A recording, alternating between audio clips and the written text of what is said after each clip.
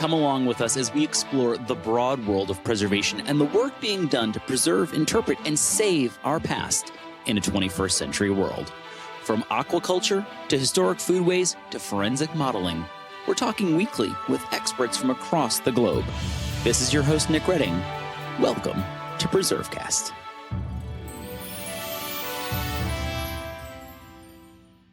So, welcome to another Trades Takeover of PreserveCast. I'm Natalie Henshaw, Director of the Campaign for Historic Trades, and your host for this episode. Today, we're talking with John Chan, Principal and Executive VP for the Durable Slate Company and Durable Restoration. Welcome, John. Thank you. It's great to be here. Yes, great to have you. And I want to ask, where are you calling in from? Because you are probably one of the most traveled people I know in the industry.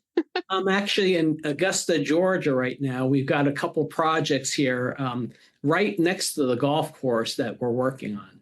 Okay. And you have a background right now showing, is it a copper dome? Yeah, this is a copper dome that we did in Lincoln, Illinois. Actually, President Lincoln practiced here prior to being the president. Not in this building. It was the building prior to where the copper dome is, but right on that property. Yeah. Wow. Okay. Is that one of your favorite projects? Why you have it as your background? It's a project that we recently finished, and it just won the NRCA Gold Circle Award. Oh, great. Well, I feel like I'm getting ahead of myself because we're going to find out more about your favorite projects and what you're working on and also what the NRCA stands for. But yeah. First, let's talk about you. We like to know our guests and their backstory, how they got into stuff, in particular, with the trades, how you got into your trade. So, John, can you tell us a little bit about your life and how you got into roofing? Sure. So, I was going to UCLA at the time. I grew up in Columbus, Ohio, and I would come back in the summers. And somebody told me about this slate roofing company that needed some laborers. And I was saying, oh, that's kind of cool. I get to work outside. So it's kind of like almost I get a workout and I get to be out in the sun, get a tan. And it's physical, and that sounds like a great job. So I did that pretty much every single summer while I was in college. So at first I was just hauling slate and, doing that kind of thing. And then, I started cutting slate and tearing off. And then I even started doing slate repairs. And so that's how I got into it. What was your degree in at UCLA? Anything related to construction? No, it was actually economics or economics business. And, when I finished school, as I was going out to do interviews, at Merrill Lynch, Bank of America, things like that, I just didn't really see a good culture fit. I saw that there was all these office politics and whatnot. And I kind of enjoyed being outside and, really changing what some of these old roofs and old homes looked like. So do you actually remember the first trades project you worked on? Would it have been one of those summers? Yeah, it was a summer. It was actually in a suburb of Columbus called Dublin. So in Dublin, Ohio, it was a old, I want to say it was like early 1900s, maybe like 1910s house. And it was a beautiful property, but the whole house was pretty dilapidated. The paint was peeling. It had an old Pennsylvania black slate roof that it was all flaking up. All the flashings were all rusted. And it was a very unique facelift because the homeowner, she had several contractors. She had a painting contractor, I think a window contractor, and us out there. And I remember we restored this flaked up Pennsylvania black roof, and it looked so nice after we were done. And we changed out all the rusted flashings, and we painted all the flashings like this tinner's red. And after the paint job, gosh, that house looked like it belonged on a magazine. And when I first got there, it was really dilapidated. I was just like, wow. It's like, I just can't believe the difference. Right. That's such a good first project. After you graduate and you're looking at these, other jobs, these corporate jobs, did you go right back into roofing then, or did you do something in between and then say, I want to go back to roofing? No, actually, at that point, my brother had gotten into the company, and he actually became one of the owners of the company. And he was talking about the potentials there, and I was just like, yeah, I see it. And so a lot of my friends that they thought I was joking. They're like, "You're gonna go back to Ohio and do roofing?" I'm like, "Yeah." It's really interesting. And they're like, I they just didn't believe me at first. And when I did it, I was just like, yeah, this has a lot of potential. So yeah. And was that Durable at the time? Was that the first company you worked for? Or was it a different roofing company? So it's kind of funny how it worked. The guy that started the company, his first company was called Old Country Gutters and Slate. And I'm trying to think. It was either my sophomore or junior year. He did a survey, and he asked a bunch of customers what word they thought of or what phrase they thought of when they thought of slate roofing. And he said the number one response was, it's durable. So he came up with durable slate. And so although I worked for two different companies, it was essentially the same company. Old Country Gutters and Slate became Durable Slate. I think that sounds better too. Good market research, right? Yeah. Yeah. Well, and then what did your training look like? You said this was a summer job. Did you just hop right in and they showed you on the job? Were there any classes or program you went into? Yeah. So right off the bat, all we did was slate. So I was trained by all the existing employees on how to do slate. And, you just learn one thing after another. I befriended this guy. He called himself the Tile Man. His name's Ken McGee, and his dad, Charles, was president of Ludowici for, over 2 decades. And Ken worked there for, I want to say about 3 decades. And Ken also introduced me to Ken Reiser, who was the president after his father. So I got to know all those Ludowici guys. And I'm kind of a nerd that way. I can tell you how all the different tiles were manufactured, the coal coke finishes, all the different, because somebody asked me once, why do these there's these glazed green tiles that they call Brookville green, and they said, why do some of these have these yellow specks in it? I said, oh, I can tell you exactly. I said, back in the day they used lead and antimony in the paint, and the antimony they would bubble and get those beautiful little yellow specks within the green. And I said, it's outlawed. It's basically you can't use that lead and antimony anymore. So now all the Brookville green, it's either a flat glazed green, or if they try and put any yellow in it, they actually have to use yellow paint. And it gives a completely different look than the original Brookville green. Right. I love learning about old pigments and that type of technology too. And you just learn that stuff by networking and meeting these people and conversations. And exactly,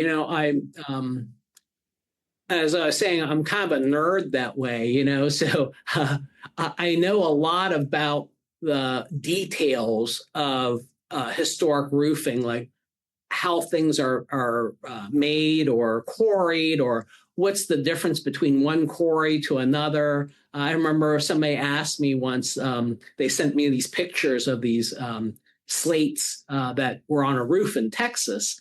And they said, any idea where these are from? And I said, yeah, it's from such and such quarry in Spain. And I said, your distributor is Georgetown Slate in Texas. And I said, somebody used these slates for repairs, and those came from Roof Tile and Slate in Carrollton, and he's just like, how do you know all this? I was like, well, I've been to those quarries and I've been down there visiting those guys. And, just last week, somebody sent me samples of a slate roof in Washington State. And they said, hey, I've been told that this is Chinese slate, is that true? And can it be repaired? And, can you still get it, et cetera, et cetera? I said, no, it actually looks like the Chinese olive black. But I said, if you look at the actual tint of it, it's African West slate, and it's a silver black. And I said, it's really hard to get, but you can access it still. I said, that quarry is still functioning, whereas the Chinese olive black, I said, they're actually out of business, so you can't get that slate anymore. So there's all these little intricacies with some of these materials that I find fascinating that, there's not a lot of people that know about. Yeah, it's kind of sounds like Antiques Roadshow, but for roofing materials. Yeah, exactly. Finding the origin of all of them. Well, and that's actually one question I wanted to ask you too. I have not done too many roofs, but I've done a few in different materials, and I was surprised at how much I enjoyed doing it. And I think it's because I came in with the perception that roofing only really translated to like residential asphalt roofs that you replace every 10, 15 years, right? And there's just so much more to it. What are some of those misconceptions you see about roofing? I know it's kind of a broad question, but I don't think anybody would know that you get into like pigmentation and sourcing of, mineral composites across the world. Right. Do you see any big misconceptions that in your work and your line when you talk to people? Sure. There's a misconception that, roofing is just roofing.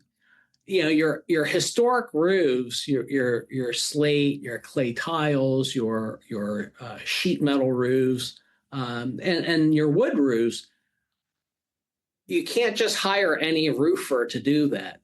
They don't know all the intricacies of how to install it. A slate roof, for instance, it has to be nailed just right. If you over nail it, you get cracks in between the nails. If you under nail it, the nail sticks up and it vibrates the slate above it and it breaks. And most roofers have no idea what a correctly nailed slate looks like. Virtually all of the slate roofs that I inspect that weren't installed by slaters are installed incorrectly. And then like for a tile roof, the tile roof relies, except for a couple different tiles, I'd say about 98% of your clay tile roofs rely on underlayment.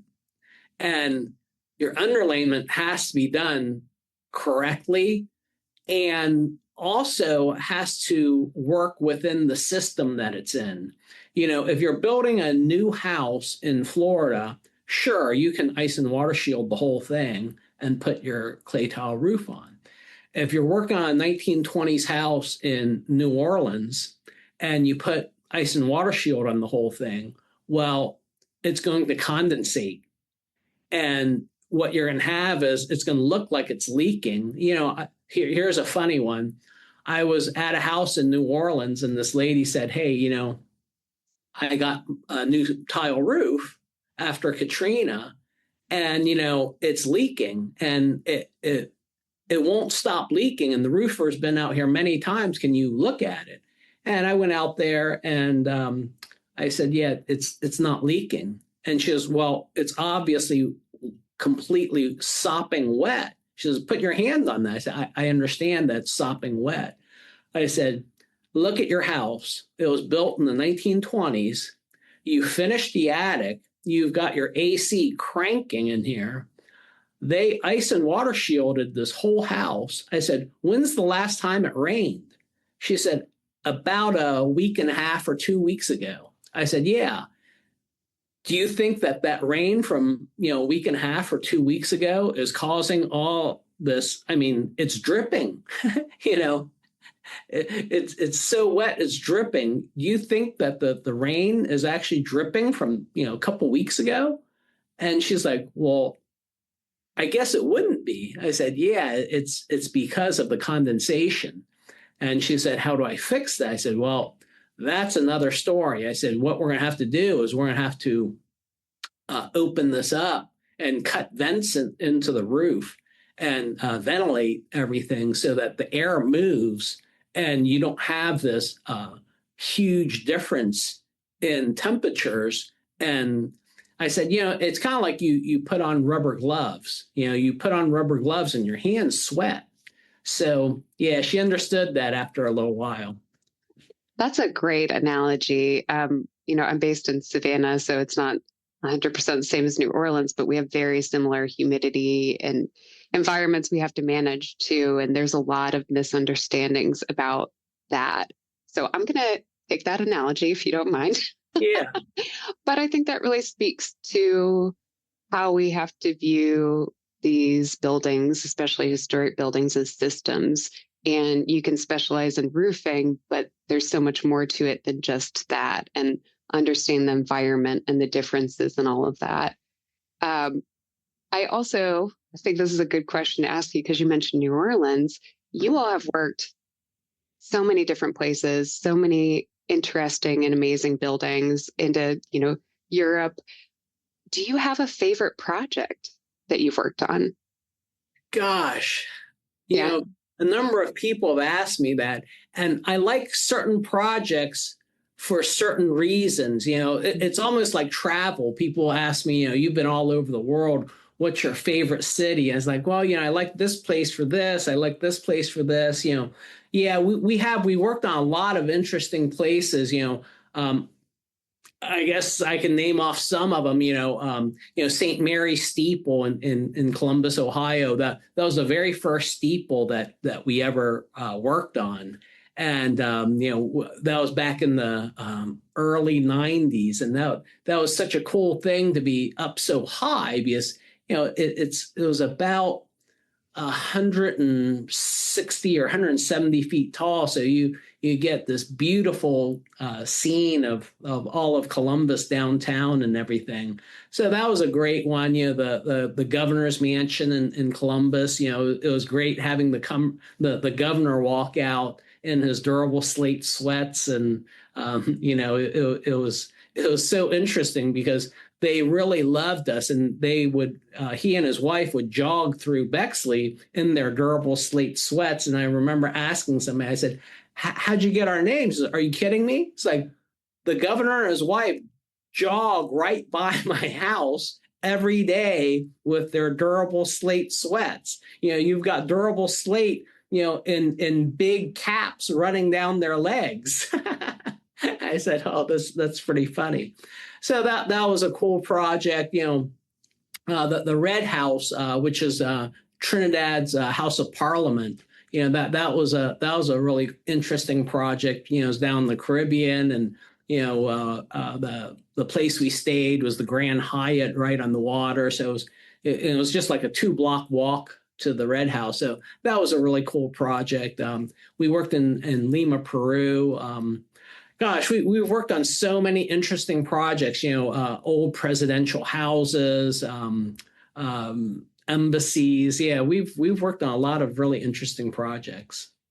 Yeah, I mean, it all sounds so neat. And I think that's also something people don't realize when you can get into the industry is that you have these opportunities available to you. I mean, with certain companies, right? I'm not going to Lima, Peru, but yeah. It's not, again, just isolated to one type of thing or one type of area. There's just so many options and opportunities available to you once you get these skills. I also wanted to ask about your transition from being, the tradesperson, the roofer, into management. Mm-hmm. I know a lot of tradespeople that aren't necessarily ready for that. You get into it because you like the trade, and managing people or projects or business is a different set of skills. So what did that look like for you? Did you make the decision? Did it just kind of happen naturally? And when did it happen? Well, it was actually funny because when I first started out of college, I was kind of the jack of all trades. So I became our treasurer because I had a background in accounting. I took all these accounting classes in college. And so I became the accountant. But because I'd been a laborer at the company over all those summers, I was really good at tearing off and salvaging slate and tile.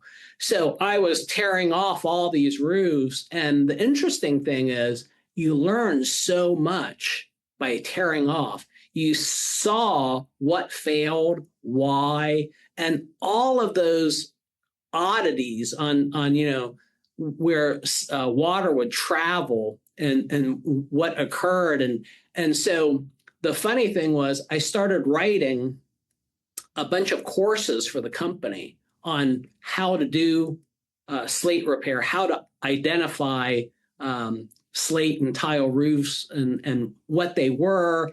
Like I said, the finishes on Ludowici roofs or B. Mifflin Hood or any of these old historic tiles, and like little tricks to do in doing it. Like if you have a spaceboard roof and your slate wasn't sliding up, how you can make it slide up past the board. And so I wrote up all these courses, and it was really funny. We're just like, if we get our guys to where they really understand all these little details, we'll have fabulous crews. So as I started explaining to our guys, what I saw and how to go about it and everything like that, the idea was, wow, it sounds so good. You should be an estimator. And so then I became an estimator, and then I kind of drifted from sales into production and back and forth and quality control. And so I've been kind of a lot of different things within the company. And whenever we were shorthanded, I would be back on the roof. I remember after Hurricane Hugo hit Charleston in, I think it was 89. Gosh, I spent so much time in Charleston in 1990, 91, 92, just because they were so shorthanded down there. And I loved going down to Charleston too. That was always a perk, especially in the winter time. So I got a very rounded view of the company because I bounced around a lot. So it wasn't really a particular decision to go into one thing or another. So that's kind of how I ended up there, because I kind of went wherever I was needed.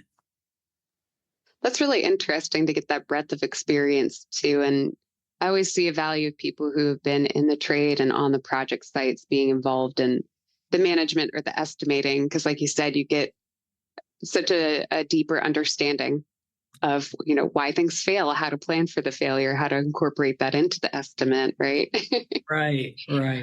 And you mentioned training, and I think that's obviously it's something we're involved with the campaign and like how we build up more training systems. And there are companies like Durable that have internal ones because they see the need. So how do you all approach that at Durable? Are you still using, the classes and the courses you wrote back in the day? How do you train your internal staff? Yeah, so there's a blend. We definitely still use all of those courses, but we use other courses also. So, we use like OSHA 10, OSHA 30. We have our own safety course. We have all of those slate courses and tile courses. We've also started to make certain videos. So, one of the things that we've kind of shifted on is we have a blend of American and European metal techniques within our company. Here in the U.S., most sheet metal guys, they solder or caulk all of their joints. In Europe, they rarely solder and they never caulked, or almost never. And they fold everything. They use these European folds that are pretty ingenious. So we've started creating our own internal videos on how to turn like standing seam panels up the wall, or do them in a valley, how to do pleated valleys, things like that. Because when you read a written word and you're trying to do something complex like that, it's difficult. So it's much easier on a video saying, okay, so on a pleated valley, this is how you do this. This is how you get the angle. And we try and make it simple in our videos. I remember seeing these videos on how to change the pitch on a standing seam roof, or how to do the chimney flashing. And, they draw these lines and then they said you have to bisect the angle, and it's really complicated. I'm like, okay, I've taken trigonometry, geometry, and I understand that. But if you're going to tell a roofer that he's going to have to bisect angles and get I'm like, okay, you got them all lost. So when we made these videos, I was just like, let's make them simple. Let's not use any complicated math because, the complicated math is workable, but it's a little bit off. And what I mean by that is like, that dome in the background, or let's say you're doing a turret that's a cone. Well, if you do it by math, every single slate is going to be an exact size, or every single copper panel is an exact size. But when you get up there, there's humps in the wood. There's, the turret's slightly not perfectly round. It's got flat spots. It's got little indentation. So if you put on a slate roof where every single slate is exactly the same in a row, it's going to look crooked because the turret's crooked. But if you cheat it and make it crooked, but you're basically splitting the difference between how much it's crooked and a straight line, everything looks perfectly straight. An example would be, we just did this house, it's well over 100 years old. It's on Ocean Avenue in Newport. And one of the GC guys said to me, is like, wow, he's like, I can't believe that roof is so straight because the whole house is so crooked. He's like, but they built the roof straight. I said, no, the roof's really crooked. I'm like, what do you mean? He goes, well, look at it. All the lines are perfect. Your valleys are razor straight. The ridge is razor straight. I said, oh, it's out of whack. The top of the ridge looks like a boat. It's just like, it's really high on both ends and it's got a big dip in the middle. He goes, well, it looks straight. I said, yeah, because we're framing it in. I was just like, we're cheating it to the degree that it's off. So that when you look at it to the eye, it looks perfectly straight. But that thing's so out of whack. And he's like, wow. He's like, I'd have never known. He goes, I looked at that. I was thinking, why'd they make the roof straight and the rest of the house is crooked? Yeah. And I think that really brings up, too, how this is a balance of the technical and the art. Right. Like you can't over technicalize it or add in all this math and hope to strictly adhere to it because you face a reality that doesn't follow it. And how do you use that discretion to make it look a certain way? Right. Like you have to have an eye of how to do it, or I guess maybe you use some like on-site measurements to help make sure that goes to plan rather than like cut everything on the ground and hope for the best up top. Right. Right. Yeah, those guys that, like I said, when they do a turret and they make every single slate on each row. Like, this is row 13, this is row 12, this is row 11. And I look, I'm like, well, those slates aren't going to fit. They're like, what do you mean? I'm like, the turret's going to be out of whack. I'm like, you can't do it that way. Right, right. Well, and also what I pick up on when I talk to anybody at Durable is that you all have such a good company culture. You talk about people that have been there for decades still working with you. Everybody seems very excited about roofing and interested in it and curious to learn more. And I mean, that's just an admirable thing for any company. But I think in particular with construction and preservation construction, where there is this aspect of continuous learning. Every job site's going to be different, right? And it's hard to build a company culture in a business environment, especially, that helps foster that.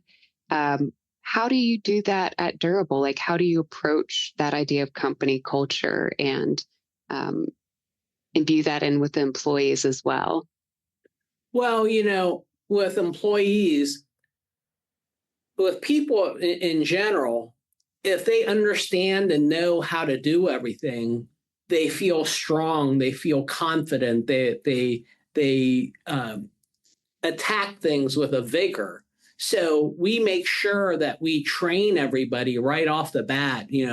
We train them on, how our company works, our organizing board, on how to study, basically that a lot of times why a person gives up study is that they go by words that they don't understand, or sometimes they don't have the right mass. When you're studying a bunch of words and you've got to apply it to a turret, well, you can't, you need to be able to see that. You need to have that mass of a turret in front of you, whether it be an actual turret or a video or whatever, or drawings. So you need to have these things. You need to be able to study at the correct gradient. You can't just jump ahead and teach somebody something really complex. You've got to give it to them in baby steps. And so we really are big on training, because when a person understands, like I said, they're confident, they're strong, they want to go out and get the job done. And I remember one time somebody asked me from another roofing company, because I try not to do that, because if I train my guys too much, they'll just go off on their own. And I said, I'm like, look at it this way. If you train your guys and they do well for you, everything goes good. But if you don't train your guys, I'm like, you're going to have a nightmare on your hands within your own company. I said, so what if you train your guys and they stay, versus what if you don't train their guys and you stay? That's a nightmare. So, he kind of got the point after that. That's a really good negative comparison too of, what's the worst case scenario. And apprenticeship data shows too that people who invest in registered apprenticeships, that idea of like they're just going to go off on their own, while it is true in some situations, the data actually shows people stay longer with a company if they're invested in like that. And they end up being a more productive employee as well. Like you said, if they're well trained, you can rely on them to do the work, make good decisions, right? And so you get a better outcome on projects than as an employer too. Yeah, I remember, gosh, I must have been a couple of years ago, I did this post and I said, over 20% of Durable's employees have been with Durable for over 20 years. And somebody was just like, what? I was just like, oh yeah, we have like, I want to say at the time it was something like 27 people or something like that had 20 years. Yeah. How many people are at the company now? Or I don't know if you know the exact number, but an idea. It's around 140. Wow. Okay. And not to get into numbers or anything, but also what we hear about this idea of training, investing in, the training for a workforce and long term. Not all the businesses necessarily have the capacity, financial or even time wise. How does Durable manage that, right? Like, how do you make sure there's ample time for the training? How do you make sure there's ample funding for that training when somebody's not being productive? Not to divulge any business secrets, but like how do you approach that organizationally to build that time and money in for it? Well, there's a lot of different ways to do training, but you have to do a lot of the training right off the bat. So you've got to be able to select people that you think are going to work out. And the training kind of pays for itself. I know a lot of people have said, well, I can't really afford the training because I can't just pay somebody for training. They're not producing anything. But what they don't realize is that when you do that training, when they go out, they're that much more productive, and it pays for that training. So a lot of times we'll do a lot of training right up front, and then also downtimes like rain days or snow days. We did a lot during COVID because once COVID happened, it was kind of strange. We had this huge backlog, and then all of these certain major jobs put stops on, say, hey, we still want to do the job, but we're going to wait. And so we actually didn't have work for a number of guys. So what we did was we re-roofed our Columbus office, we re-roofed our Cincinnati office, and then we also put a lot of guys in the course room, and we started cross-training certain guys. So like, certain guys would learn historic masonry that were roofers. Certain masons would all of a sudden start learning a little bit about slate or sheet metal roofing.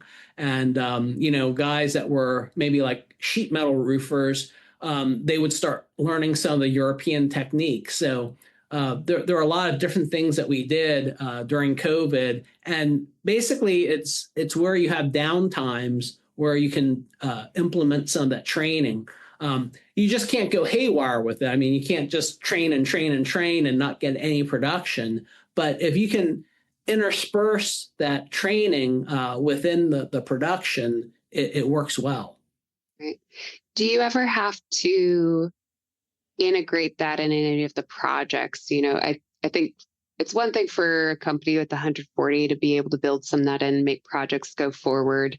And I've talked to smaller employers with, 5 to 10 people, and they have that backlog and the expectations of projects that it makes it a little harder time-wise and even staff-wise to build it in. So, do you have to do that with any of your clients? And if you need to scale up for something, do you build in that time for training and set those expectations with them so they know? Yeah, it's actually kind of funny. I remember a job in particular. This was a job at, I'm trying to think of it, Southern Baptist Seminary, I think is the name of it. It was in Louisville, Kentucky, and I was running the project. And it was a very large new roof, and everything had a mitered hip on it. And there was only 2 of us that knew how to do mitered hips. So what we did was we set up everybody on some of those big open fields, and he and I would train one person at a time on mitered hips. And so by the time the project was done, we trained every single person on the job on how to do a mitered hip. So now all of a sudden, 6 more guys knew how to do mitered hips. That's really interesting, especially staging it like that kind of addresses what I was saying about keeping the project moving forward, right? By training them one-on-one. Yeah. The other thing that's been discussed with some industries where there's a lot of smaller employers and a bigger employer is that idea of capacity for the initial training. And that potentially some of the larger employers with that training capacity could do training for the smaller employers. Like if they're getting a new employee and they needed some of that like boot camp type of training, they could go to the larger employer for that for a time period. Do you ever work with other companies like that on training? Is there any type of relationship, or is that mostly with professional associations in roofing? It's mainly with professional associations, but it's something that we've discussed for a long time because we see the need for it because, we've been over in Europe seeing all these different schools. we recently acquired a company over in Scotland, and right there at Edinburgh University, you can go to school for slate and tile roofing. And in fact, two of our youngsters over there, they just finished their second year and they're ready to go in their third year. So basically, you go for 3 years and you work at the same time. So this third year, they're going to learn complicated layouts like turrets and round surfaces and things like that.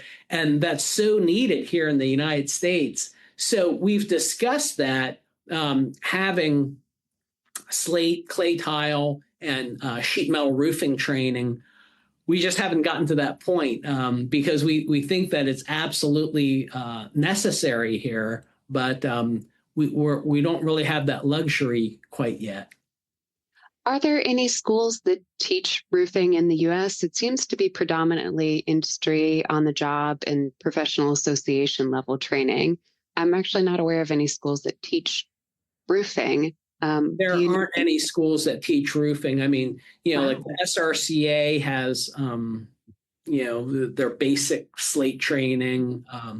The Tile Roof Institute has their basic, or Ludowici has their basic training. But nothing collegiate, like even tech schools. Wow. Yeah, that seems like a gap and a need. I wonder why that is the case, right? Why is that a system in Europe that didn't transfer over here when you see carpentry classes, right? Those exist at tech schools, but I wonder why roofing is a gap.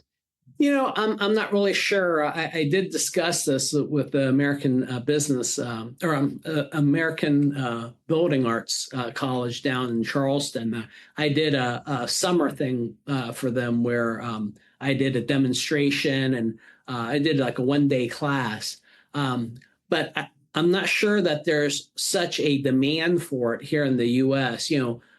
Like I said, at Edinburgh College, there's a demand for it because virtually every roof there is slate or tile. I'm not sure if I've ever seen a shingle roof over there. In fact, I haven't. So that's one big difference. That's a good point. And yeah, the economy of the industry really matters because we don't want to train a whole bunch of people and then there not be jobs available or projects available in it to meet that graduate output too. Yeah. Well, you also mentioned a few acronyms, so I want to get into those and talk about what they are. There's a National Roofing Contractors Association, correct? Yeah, that's the NRCA, the National Roofing Contractors Association. It's interesting, they're over 100 years old, and all the companies that started it were actually slate, clay tile. Those were the big roofers back in the day. But we're quite involved with them. But a lot of the companies that are involved with them are your larger commercial roofers. And then also Slate Roofing Contractors Association? Yeah, that's the SRCA. Yeah. All right, got it too. So there's actually two slate associations, the SRCA, which is the Slate Roofing Contractors Association, and the NSA, which is the National Slate Association. So the SRCA, they mainly deal with contractors and how to install slate, whereas the NSA is more like, like we have a manual, the standards, and you can see like layouts of how to do the roofs, how to do the flashings, technical bulletins. We write white papers and things like that. Yeah, I'm actually on the board of the NSA. Oh, okay. I was thinking the National Slate Roofers Association too.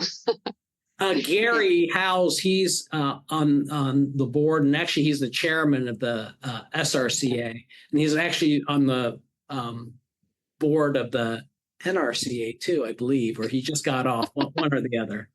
Wow, I have an alphabet soup of roofing right now. Yeah. And then there's also something called the IFD, which is the International Federation, and Gary's actually on the board of that. Is that the one that's the roofing competition that you all competed in? Yes, Yeah, exactly. yeah. Yeah. Do you want to talk about that? Because I know you all won something, right? So yeah, basically the IFD, they do alternate years. So last year they had a competition. So basically all these different countries send people, and it was actually the first year that the U.S.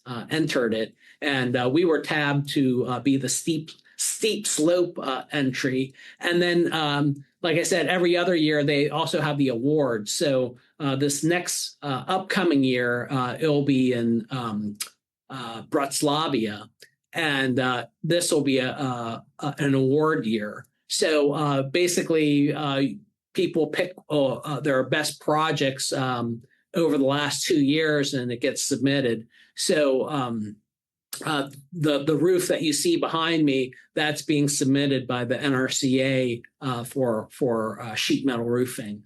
And so yeah, back in 2019, our project at Steeple Square, it actually won the IFD award for sheet metal project of the year. It was actually the first ever for a U.S. company after 68 years. So yeah. That's amazing. It's amazing. Yeah. Well, do you have any favorite trades or preservation books, podcasts, videos, anything like that that you would recommend people look into, especially for roofing? For slate, you've got the NSA standards and installation manual. That's probably the most comprehensive one for slate. And we're going to be working on a second edition here soon. So you've got that.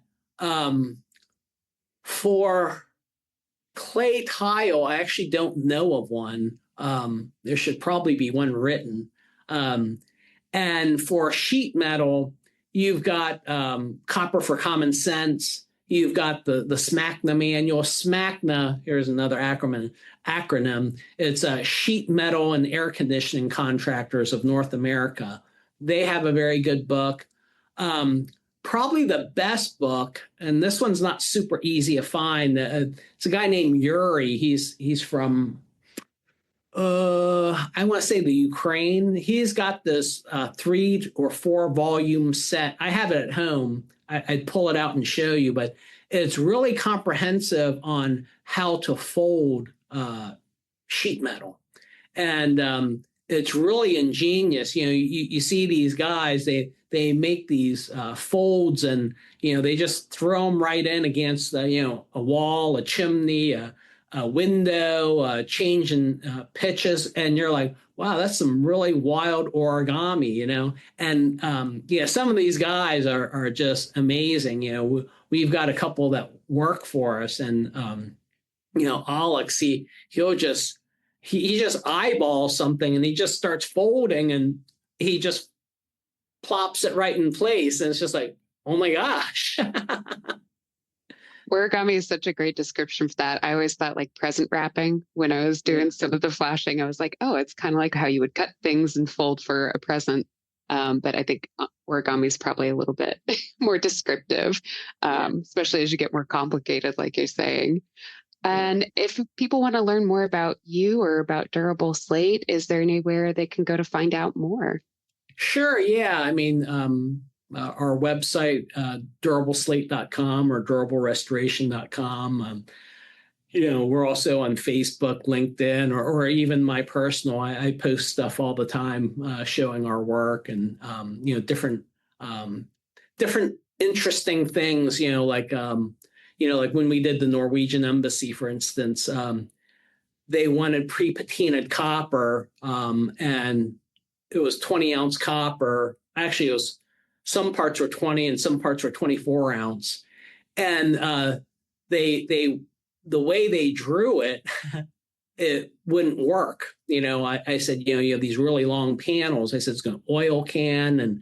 And I said, the other thing is you want us to wire wheel the patina off, solder it, and then try and re-patina it. And I said, I think we go with 100% European technique here. And we do the whole round thing up the face.